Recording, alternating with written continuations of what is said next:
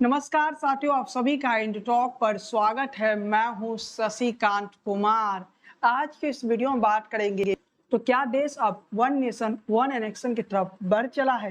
क्योंकि जैसे ही कल संसदीय कार्य मंत्री ने यह ऐलान किया कि 18 से 22 सितंबर के बीच संसद का विशेष सत्र आयोजन की जाएगी, उसके बाद से ही one nation one election trending पर आ गया। ट्विटर हो या हर जगह वन नेशन वन इलेक्शन की बात होने लगा। लेकिन आज मैं आपको बताने का प्रयास करूं क्या वाकई one nation one election bill आने ही वाला है संसद के इस सत्र में या फिर नहीं। आज के इस पूरा वीडियो को आपको विस्तार से देखना पड़ेगा, आपको 100% सही जानकारी देंगे। चर्चा का जो बाजार गर्म है, सोशल मीडिया हो या टीवी डिबेट हो, तो वहां पर कुछ मुद्दे छाए हुए हैं। कहा जा रहा है कि संसद के विशेष सत्र में इनमें से कोई एक मुद्दा हो सकता है। वन नेशन वन इलेक्शन पहला नंबर है, जबकि दूसरे नंबर पर है पीओके आ रहा है, तीसरा है यूजीसी लागू हो रहा है, चौथा है महिला आरक्षण, पांचवा है वक्फ बोर्ड और छठा है प्लेस ऑफ वर्शिप एक्ट। तो पीओके वापस आने वाला है, तो इसके लिए संसद का विशेष सत्र बुलाने की आवश्यकता नहीं। मतलब ये मुद्दा तो नहीं हो सकता है। यूनिफॉर्म सिविल कोड, हाँ ये हो सकता है, यूनिफॉर्म सिविल कोड लागू किया जा सकता है, लेकिन इसके लिए भी सरकार अध्यादेश के जरिए यूनिफॉर्म सिविल कोड को लागू कर सकती है। महिला आरक्षण विधेयक, तो महिला आरक्षण बिल जो है वो भी सरकार बिना संसद सत्र बुलाए अध्यादेश के जरिए लागू कर सकती है। चौथा है वक्फ बोर्ड, इसके लिए सरकार को संसद का सत्र बुलाना पड़ सकता है। प्लेस ऑफ वर्शिप, सरकार इसमें भी बदलाव कर सकती है, लेकिन सरकार इन दोनों मुद्दों को शायद छूना नहीं चाहेगी। तो अब बचता है केवल 3 मुद्दा, वक्फ बोर्ड और प्लेस ऑफ वर्शिप एक्ट को सरकार छूना भी नहीं चाहेगी, क्योंकि इस मुद्दे को कोर्ट के जरिए सरकार समाधान निकाल सकती है, इस कानून को रद्द कर सकती है। वन नेशन वन इलेक्शन का जो विधेयक है, जो बिल अगर कहा जा रहा है कि 18 से 22 सितंबर के बीच पेश किया जाएगा, मेरी बात बीजेपी के सूत्रों से हुई, बीजेपी के जो सूत्र है, अंदरूनी सूत्र है, उनसे हुई। उनसे जो मेरी बात हुई है वो भी मैं आपको आगे बताऊंगा। आपको स्पष्ट तौर पे बताना चाहते हैं कि वन नेशन वन इलेक्शन कोई आसान कार्य नहीं है। बीजेपी इसे आसानी से पूर्ण नहीं कर सकते। इसके लिए बहुत बड़ा संवैधानिक परिवर्तन करना होगा। अगर इस रिफॉर्म को लागू करना है तो इस रिफॉर्म के लिए सरकार को 2/3 बहुमत संसद में पेश करना होगा। मतलब आप समझ सकते हैं कि वन नेशन वन इलेक्शन का जो विषय है ये काफी महत्वपूर्ण विषय जोड़ है। सरकार चाहती है करना, लेकिन इसे करना सरकार के लिए आसान नहीं है। वैसे आज खबर आई कि सरकार ने पूर्व राष्ट्रपति रामनाथ कोविंद के नेतृत्व में एक कमेटी गठित कर लिया है, और उस कमेटी के जरिए सरकार वन नेशन वन इलेक्शन के विषय में उस कमेटी को गठित कर दिया, जिसमें यह बताया जा रहा है कि पूर्व सीजीआई से लेकर कई महत्वपूर्ण इस कमेटी के सदस्य होंगे। कमेटी को गठित किया गया, एक कमेटी बनाया गया, और उस कमेटी की अध्यक्षता राष्ट्रपति रामनाथ कोविंद करेंगे। उसके बाद से ये अटकलें तेज हो गई कि वन नेशन वन इलेक्शन के जो बिल है वो इसी सत्र में, ये विशेष संसद के जो ये विशेष सत्र है उसमें सरकार लाने की तैयारी कर रही है। लेकिन ये विधेयक लाना सरकार के लिए उतना आसान काम नहीं है। मेरी बात बीजेपी के जो हमारे सूत्र हैं उनसे भी हुई है, उनसे भी हम समझने की प्रयास किया क्या नरेंद्र मोदी इस विषय पर कार्य करनी चाह रहे हैं, या नरेंद्र मोदी के दिमाग में कुछ बड़ा चल रहा है। नरेंद्र मोदी के दिमाग को समझना किसी के लिए आसान नहीं है, चाहे वो कितना भी बड़ा पत्रकार क्यों ना रहे। लेकिन फिर भी हमने बीजेपी के जो हमारे अंदरूनी सूत्र हैं उनसे मैंने बात करने का प्रयास किया, उनसे समझने की प्रयास किया कि सरकार का कदम क्या होने जा रहा है, सरकार आगे की कदम क्या उठाने जा रही है। लेकिन उससे पूर्व मैं आपको स्पष्ट कर देना चाहता हूं कि वन नेशन वन इलेक्शन विधेयक इस सत्र में नहीं आने वाला है।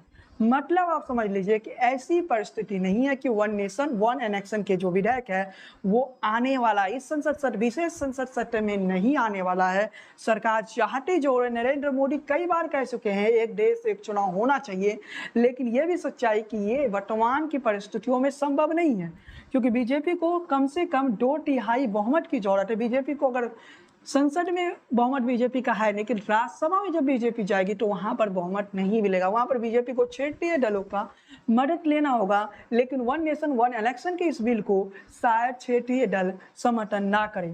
रामनाथ कोविंद के नेतृत्व में जो कमेटी बनी है वो सारे स्टेट होल्डर यानी जितनी भी पार्टियां हैं उन सभी से बातचीत करेगी, और बातचीत करने के बाद प्रधानमंत्री नरेंद्र मोदी और देश के संसद को रिपोर्ट देगी, और उसी रिपोर्ट पर संसद में चर्चा होने की बात सामने आ रही है। जो हमारे बीजेपी के सूत्र है, जो बीजेपी के अंदर हमारे सूत्र हैं, उनके अनुसार ये बातें सामने आई है। मतलब समझ लीजिए, वन नेशन वन इलेक्शन के विधायक संसद में नहीं आएगा। जो बीजेपी के सूत्र है उनके माने तो ये परिस्थिति बनने वाला है कि संसद में रामनाथ कोविंद की अध्यक्षता में जो कमेटी गठित हुई है, उस कमेटी के रिपोर्ट के आधार पर कहीं ना कहीं चर्चा हो सकती है, जो सकारात्मक चर्चा हो सभी राजनीतिक दलों का, जो स्टेट होल्डर है इस मामले में, इस विषय पर, उन सभी की राय संसद भवन में सुना जाए। वन नेशन वन इलेक्शन के विषय में नरेंद्र मोदी ने जो कदम बढ़ाया है, खबर ये है, कुछ चैनलों ने ये दिखा दिया कि 22 सितंबर को नरेंद्र मोदी एक भाषण देंगे और उसके बाद संसद को भंग कर दिया जाएगा। तो मैं कहना चाहता हूं कि राम मंदिर का उद्घाटन 24 में होने वाला है, उससे पहले बीजेपी चुनाव नहीं करवाएगी। इससे पहले अटल बिहारी वाजपेयी ने ऐसा कर चुके हैं, जो 6 महीने पहले इलेक्शन करवा चुके हैं, जिसका नुकसान बीजेपी को हो चुका है। बीजेपी दोबारा ऐसी गलती नहीं करेगी। हमारे सूत्र जो बता रहे हैं, दिसंबर में चुनाव नहीं होने वाला है, चुनाव जो है वो तय समय पर होगा। इसके साथ ही आपको बताते चले कि जैसे ही ये बातें मीडिया में लीक हुई, इंडिया गठबंधन में चर्चा तेज हो गई। आज जो इंडिया गठबंधन का बैठक हुई, उस बैठक में भी इस विषय पर चर्चा हुई। लेकिन जैसा कि हमने आपको बता दिया कि बीजेपी के हमारे सूत्रों ने स्पष्ट कर दिया कि वन नेशन वन इलेक्शन का विधेयक जो है वो इस संसद सत्र में, जो विशेष संसद सत्र बुलाया गया है, उसमें नहीं आने वाला है। इसका मतलब आप समझ सकते हैं साथियों। लेकिन चलिए साथियों, हम आगे बढ़ते हैं। जो इंडिया गठबंधन में आज चर्चा हुई, विभिन्न चर्चा इंडिया गठबंधन में आज हुई, उन चर्चा पर हम बात करते हैं। इंडिया गठबंधन में नीतीश कुमार ने आज क्या बोले? नीतीश कुमार ने स्पष्ट तौर पर कहा कि बीजेपी जल्दी में चुनाव करवा सकती है। इसके अलावा ममता बनर्जी ने यह भी कहा कि सारे चार्टर प्लेन बुक हो गए हैं, बीजेपी चुनाव करवाने जा रही है। मतलब आप समझ सकते हैं। इसके अलावा हम बात करें, अलग अलग नेताओं की हम बातें करते हैं, तो अलग अलग नेता अपनी प्रक्रिया दी। और केजरीवाल ने यहाँ तक कह दिया हमें 30 सितंबर तक कैंडिडेट तय कर देना चाहिए। ये अरविंद केजरीवाल की बातें हुई। लेकिन इन टॉक हमेशा आपको सटीक जानकारी देता है। इन टॉक कभी आपको झूठ में रखना नहीं चाहता है। तो सटीक जानकारी ये है, बीजेपी के सूत्रों से मेरी बात हुई है, उन लोगों ने स्पष्ट किया कि वन नेशन वन इलेक्शन का जो बिल आने वाला है वो नहीं आने वाला है। इसके साथ ही आपको स्पष्ट तौर पर बताना चाहते कि आज इंडिया गठबंधन में चर्चा हुई है और नीतीश कुमार ने भी कहा है कि चुनाव जल्दी हो सकती है, दिसंबर में हो सकती है। लेकिन ऐसी संभावनाएं नहीं है मेरे साथियों, क्योंकि दिसंबर में इलेक्शन होती है तो कश्मीर है, इसके अलावा कई ऐसे इलाके हैं जो ठंडी इलाके हैं, वहां पर इलेक्शन करवाना इलेक्शन कमीशन के लिए आसान नहीं होगा। मतलब आप समझ सकते हैं कि अगर वन नेशन वन इलेक्शन विधेयक नहीं आने वाला है तो क्या हो सकता है, ये भी बता देना चाहते हैं। जो हमारे पास बीजेपी के इंफॉर्मेशन मिली है, बीजेपी के सूत्रों से ये बताया जा रहा है कि नवंबर 2023 से जनवरी 2025 के बीच जितने चुनाव होंगे वो सभी लोकसभा चुनाव के साथ संपन्न हो सकते हैं। मतलब जब मई में लोकसभा चुनाव होगा उस वक्त हो सकते हैं। लेकिन इसके साथ ही हमारे पास जो इन्फॉर्मेशन आई, अभी तक आई है, उसी आधार पे बता रहे हैं। हम कोई सोशल मीडिया देखकर नहीं बता रहे या टीवी चैनलों को देखकर नहीं बता रहे। ये हमारे पास बीजेपी के एक विश्वसनीय सूत्रों से जानकारी आई, उसी आधार पर मैं ये जानकारी दे रहा हूँ साथियों। ऐसी परिस्थिति नहीं है। तो जैसा कि मैं पॉलिटिकल साइंस के छात्र हूँ, इसलिए संविधान को बेहतर तरीके से जानता हूँ, संवैधानिक प्रक्रिया को जानता हूँ। तो वन नेशन वन इलेक्शन की जो बिल है, इसे पास करवाना इतना आसान नहीं है, क्योंकि 2/3 बहुमत अगर चाहिए तो 2/3 बहुमत बीजेपी संसद में भले ला दे, लेकिन राज्यसभा में तो नहीं ला पाएगी। मैंने आप समझ सकते हैं कि राज्यसभा में 2/3 बहुमत नहीं आएगी, बीजेपी के लिए कठिन काम है, क्योंकि राज्यसभा में बीजेपी को क्षेत्रीय दलों से मदद मांगनी होगी। क्या क्षेत्रीय दल मदद करेगी? तो जवाब है नहीं। तो जल्दबाजी में इलेक्शन होगा, ये कहा जा रहा है दिसंबर में चुनाव हो जाएगा, तो ये असंभव लग रहा है। दिसंबर में इलेक्शन नहीं होने वाला है। पूर्व राष्ट्रपति रामनाथ कोविंद के अध्यक्षता में जो कमेटी गठित हुई है, वो कमेटी सारे स्टेट होल्डर से बात करेगी और उसके बाद वो निर्णय करेगी कि आगे की प्रक्रिया क्या होगी साथियों। यानी उसके आगे वन नेशन वन इलेक्शन के मुद्दे पर सभी दलों की क्या राय है, सभी राजनीतिक दलों की, उस आधार पे वो प्रधानमंत्री नरेंद्र मोदी को रिपोर्ट करेंगे और प्रधानमंत्री नरेंद्र मोदी उस रिपोर्ट पर हो सकता है संसद में बहस करवा। मतलब ये क्लियर है कि बीजेपी ने अभी पट्टे नहीं खोले हैं कि वो किस विषय पर सातक बहस होगी, लेकिन बहस तो होगा। यूनिफॉर्म सिविल कोड आने वाला है, तो शायद यूनिफॉर्म सिविल कोड पर कुछ हो। लेकिन मैं क्लियर कर देना चाहता हूं कि जो बातें टीवी चैनलों पर चल रहे हैं कि वन नेशन वन विधेयक आएगा या फिर दिसंबर में इलेक्शन होगा, वो सही नहीं है। उस खबर की पुष्टि बीजेपी के सूत्रों ने तो अभी तक नहीं किया। हो सकता है सरकारी सूत्रों ने या उन टीवी चैनलों के पास शायद कुछ ज्यादा जानकारी आ गई होगी, लेकिन एक कोशिश हो सकती है, क्योंकि इंडिया गठबंधन जिस प्रकार से एकजुट दिख रही है, ये एकजुटता के इस प्रकार से तोड़ा जाए तो वन नेशन वन इलेक्शन विधेयक बिल के जरिए कहीं ना कहीं विपक्ष को तोड़ने का एक प्रयास किया जा रहा है साथियों। इससे ज्यादा कुछ नहीं है, क्योंकि वन नेशन वन इलेक्शन का जो बिल है, अगर वो विशेष संसद के विशेष सत्र में आ जाता है तो उसे पास करवाना बीजेपी के लिए आसान नहीं है। सबसे पहले आर्टिकल 3 में संसद की अवधि को लेकर संशोधन करना पड़ेगा।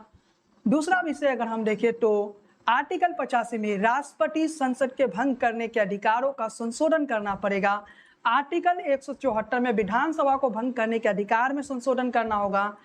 आर्टिकल 356 में राष्ट्रपति शासन लगाने के प्रावधान में संशोधन करना पड़ेगा। इतने सारे संविधान में परिवर्तन करने होंगे। इसके अलावा यह भी तय करना होगा कि एक सरकार जो है पूरे 5 साल का कार्यकाल पूर्ण करे, उससे पहले वो सरकार ना जाए, ऐसे परिवर्तन करना। आप लॉ कमीशन की रिपोर्ट भी आ चुकी है। लॉ कमीशन की रिपोर्ट में क्या बातें कही गई वो हम बताएंगे, लेकिन इससे पहले आपको बताते हैं कि आज़ादी के बाद 1952, 1957, 1962, 1967 में लोकसभा और विधानसभा चुनाव एक साथ होते थे।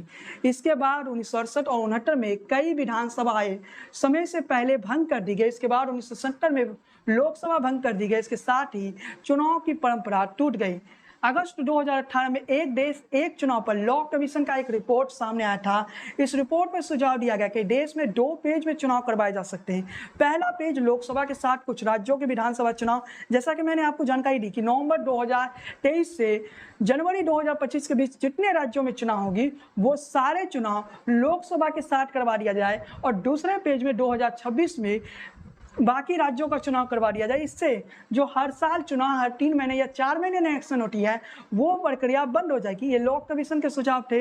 ऐसा किया जाता है तो इससे कहीं ना कहीं सरकारी धन भी बचेगी, और इससे जो विभिन्न राजनीतिक दल हैं वो 5 साल काम पर फोकस करेंगे, हर साल इलेक्शन के विषय पर नहीं रहेंगे। कुछ राज्यों के चुनाव लोकसभा के साथ होते हैं तो कुछ राज्यों के चुनाव लोकसभा से कुछ महीने पहले होते हैं। ये सारे चुनाव को मिला दिया जाए, नवंबर 2023 से जनवरी 2025 के बीच जितने चुनाव हैं उसे एक साथ करवा लिया जाए। इसलिए इसके लिए बीजेपी को ज़्यादा मुश्किलों का सामना नहीं करना पड़ेगा। इसके लिए एक बिल लेके आना पड़ेगा। सूत्र तो ये बता रही कि ये संभव हो सकता है, क्योंकि कर्नाटका में जो इस वक्त जो इलेक्शन हुई कर्नाटका में वो कुछ दिन पूर्व ही हुई है। ऐसे में अगर कर्नाटका का इलेक्शन को दोबारा करवाया जाएगा तो इसमें आप कह सकते हैं कि धन की बर्बादी ही है। तो लॉ कमीशन का सुझाव क्या था कि आप नवंबर 2023 से जनवरी 2025 के बीच जितने चुनाव हुए, यानी लोकसभा चुनाव से पहले और लोकसभा चुनाव के बाद जितने चुनाव हो रहे हैं उन चुनाव को एक साथ करवा दीजिए। उसके बाद दूसरे पेज में आप उन बाकी राज्यों को ले लीजिए जिन राज्यों में चुनाव नहीं हुई है, मतलब बाकी राज्यों को आप चुन सकते हैं। ये लॉ कमीशन का रिपोर्ट था। अगर इन सभी चीज़ों को हम मानते हैं साथियों, इन सभी विषयों को अगर हम मानते हैं, लॉ कमीशन के इस सुझाव को मानते हैं, अगर मोदी सरकार इसे फॉलो करने जा रही है तो मैं कहना चाहता हूँ ये कठिन कार्य नहीं है, ये हो सकता है, ये संभव है साथियों। लेकिन इसका दूसरा पहलू ये भी है, क्या दिल्ली में मुख्यमंत्री केजरीवाल है जिनका जनवरी में चुनाव आने वाला है, क्या दिल्ली के मुख्यमंत्री केजरीवाल तैयार होंगे? इसके अलावा अगर ये विधेयक आता है तो क्या बीजेपी संसद से तो पास करवा देगी, क्या राज्यसभा से वो पास करवा सकती है? जवाब है नहीं। ऐसे कई सवाल जो कहीं ना कहीं अनसुने सवाल बन के उभरेंगे साथियों, लेकिन इन सभी अनसुने सवालों का उत्तर शायद कठिन है देना। लेकिन इसके साथ ही आपको बताते चले कि जो अभी आगे होने वाला है, नरेंद्र मोदी को सरप्राइज देने जा रहे हैं अपने जन्मदिन के एक दिन बाद। वो सरप्राइज क्या होगा, क्योंकि बीजेपी के अंदर जो हमारे सूत्र है वो भी कह रहे हैं कि मोदी जी हैं, कुछ भी कर सकते हैं। अगर मोदी जी हमेशा चुकाने के लिए जाने जाते हैं तो क्या नरेंद्र मोदी पीओके पर कुछ करने वाले हैं? पीओके पर अगर कुछ करने वाले थे तो नरेंद्र मोदी को संसद से क्या जरूरत है? तो नहीं, संसद से कोई भी प्रस्ताव की नरेंद्र मोदी को आवश्यकता नहीं है। पीओके पर नरेंद्र मोदी रातों रात एक्शन ले सकते हैं। इसके अलावा अगर नरेंद्र मोदी कुछ बड़े रिफॉर्म करने जा रहे हैं, कुछ बड़े परिवर्तन करने जा रहे हैं, तो वो परिवर्तन 18 से 22 सितंबर के बीच दिखेगा। लेकिन जैसे ही संसदीय कार्य मंत्री का एक ट्वीट मुझे याद आया, वो ट्वीट इस समय मेरे पास तो नहीं है, लेकिन वो ट्वीट मुझे याद आया। उस ट्वीट में उन्होंने कहा था कि एक आज़ादी के अमृत काल में एक सार्थक चर्चा होगी। जब सार्थक चर्चा की बात हो रही है तो इससे समझने के प्रयास करें कि सार्थक चर्चा क्या हो सकती है। तो उस विषय को जब आप समझिएगा तो इसका मतलब क्लियर है, मैसेज क्लियर है साथियों कि सार्थक चर्चा होगी किसी एक महत्वपूर्ण विषय पर। वो क्या हो सकता है, पीओके तो नहीं होगा, पीओके पर कुछ करना होगा तो वो सेना कर लेगी। यूनिफॉर्म सिविल कोड पर कुछ चांसेस लग रहा है कि यूनिफॉर्म सिविल कोड लागू हो सकता है, महिला आरक्षण विधेयक लागू हो सकता है, या फिर वक्त वोट पर होगा, या प्लेस ऑफ वर्शिप एक्ट। महिला आरक्षण बिल या यूनिफॉर्म सिविल कोड होता तो शायद सरकार को इसके लिए विशेष सत्र बुलाने की जरूरत नहीं। जब बेटर सत्र आएगा उस दौरान सरकार इस विधेयक को पास करवा सकती है, क्योंकि सरकार के पास समय। लेकिन आगे सरकार क्या करने वाली है, आजादी के अमृत काल में अगर ये संसद के सत्र को बुलाया गया है तो समझ लीजिए कि कुछ बड़ा फैसला तो होगा। वो फैसला एनेक्शन से जुड़ा नहीं हो सकता है वन नेशन वन इलेक्शन पर भी हो जाए। ये नरेंद्र मोदी है, ये कब क्या कर जाएंगे ये कोई नहीं जानता है। सारे पत्रकारों के जो सूट हैं वो गलत साबित कर देते हैं नरेंद्र मोदी। लेकिन मानिए कि one nation one election bill जो है वो काफ़ी कठिन है, काफ़ी जटिल काम है, लेकिन नरेंद्र मोदी इसे किस प्रकार से करते हैं। अब इस वक्त की जो परिस्थिति दिख रही है इसका जवाब तो हमें 18 से 22 सितंबर के संसद के सत्र में ही मिलेगा, उससे पहले नहीं मिल सकता है साथियों। G20 समिट इंडिया में दिल्ली में होने वाला है, उस समिट के बाद अगर संसद में एक सत्र बुलाया जा रहा है, विशेष सत्र बुलाया जा रहा है, तो क्या G20 बैठक में जो बातें कही जाएगी उन बातों को बताया जाएगा। आखिर आगे क्या होने वाला है इन विषयों पर हम समझने के पर G20 की बैठक में क्या होने वाला है, क्या उन्हीं विषयों पर चर्चा होगी संसद में।